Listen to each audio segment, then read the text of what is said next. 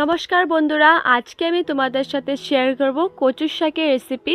কচুর শাকে প্রচুর পরিমাণে আয়রন থাকে, শরীরে রক্তর কমে থাকলে এই রেসিপিটা অবশ্যই ঘরে বানিয়ে খেয়ে দেখবেন। কচুর শাক আমাদের অনেক খেতে লাগে।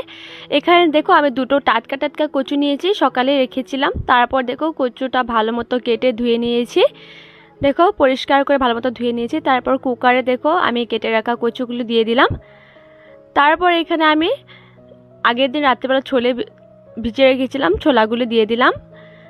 ছোলাটা দিলে খুবই টেস্টটা ভালো আসে। আর 2 বাটি জলও আমি ঢেলে দিলাম। বেশি জল লাগবে না, 2 বাটি জল দিয়ে দিলে হবো। তারপর দিয়ে দিলাম একটু নুন যাতে সিদ্ধ হয়ে যায়। তারপর কুকারের ঢাকনাটা দিয়ে দিলাম। একটা সিটি মারা হয়ে গেলে তারপর দেখো আমি জলটা ঝরিয়ে নিয়েছি। একটা সিটি হয়ে গেলে এটা অনেক ভালো মতো সিদ্ধ হয়ে যাবে কুকারে। দেখো জলটা ঝরিয়ে নিচ্ছি এভাবে। তারপর আমি গ্যাসে একটা কড়াই বসিয়ে দিলাম। কড়াইটা একটু গরম হয়ে গেলে দিয়ে দিলাম এর মধ্যে তেল। তারপর দিয়ে দিলাম দুটো শুকনো লঙ্কা। শুকনো লঙ্কাটা একটু হয়ে গেলে দিয়ে দিলাম একটা তেজপাতা। এগুলি দিলে টেস্টটা অনেক ভালো আসে। তারপর দিয়ে দিলাম 5 ফোড়ন।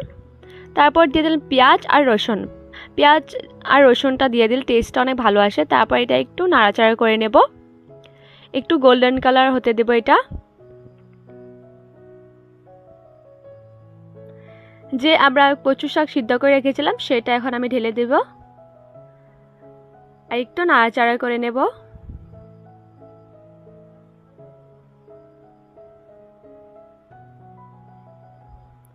এর মধ্যে দিয়ে দিলাম আমি 1 চামচ হলুদ গুঁড়ো, 1 চামচ লঙ্কা গুঁড়ো, 1 চামচ জিরে গুঁড়ো আর 1 চামচ নুন। তারপর আমি দিয়ে দিলাম 2 থেকে 3টি কাঁচা লঙ্কা।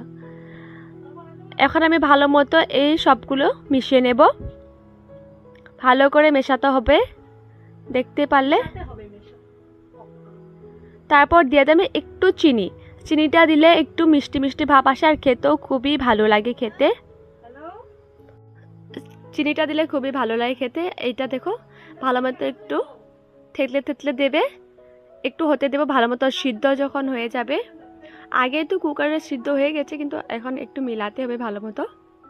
দেখতে পারছো এটা কড়াই একটু লেগে লেগে যাচ্ছে, মানে এটা হয়ে যাচ্ছে। এটা আরেকটু হতে দেবো এভাবে।